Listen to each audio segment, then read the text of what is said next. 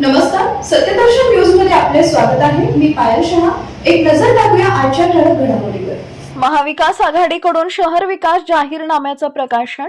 सोलापूर महानगरपालिका सार्वत्रिक निवडणूक 2026च्या पार्श्वभूमीवर महाविकास आघाडीनं पुढील 5 वर्षांसाठीचा दूरदृष्टीपूर्ण शहर विकास जाहीरनामा 2026 अधिकृतरित्या प्रसिद्ध केला.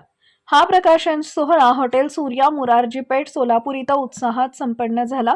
यावेळी खासदार प्रणिती शिंदे यांनी वार्तालाप करताना म्हणाल्या की आमचा जाहीरनामा हा केवळ जाहीरनामा नाहीये, पण एक जागरूक डॉक्युमेंट आहे आणि कंटिन्युअसली चेंजिंग डायनॅमिक असा आमचा हा जाहीरनामा आहे.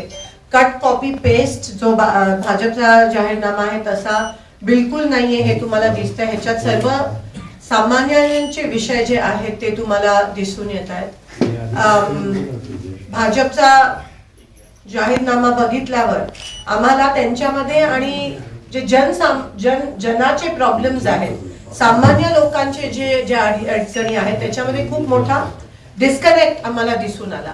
भाजपचं प्रत्येक धोरण जे आहे ते आणि जे सर्वसामान्यांची धोरणं आहेत, सर्वसामान्यांच्या ज्या मागण्या, त्याच्यामध्ये खूप मोठी एक तफावत दिसून येते, डिस्कनेक्ट दिसून येतं. आमचा जो महाविकास आघाडीचा जो जाहीरनामा आहे तो एक कंटिन्युअसली श्वास घेणारा डॉक्युमेंट आहे, कारण का त्याच्यामध्ये कामगार असो, महाविकास आघाडीचा प्रत्येक घटक असो, सोलापूरचा उद्योगपती असो किंवा रिक्षा चालक असो किंवा पत्रकार असो, सगळ्यांचा इनपुट ह्या महाविकास आघाडीच्या जाहीरनाम्यामध्ये तुम्हाला दिसून येतं.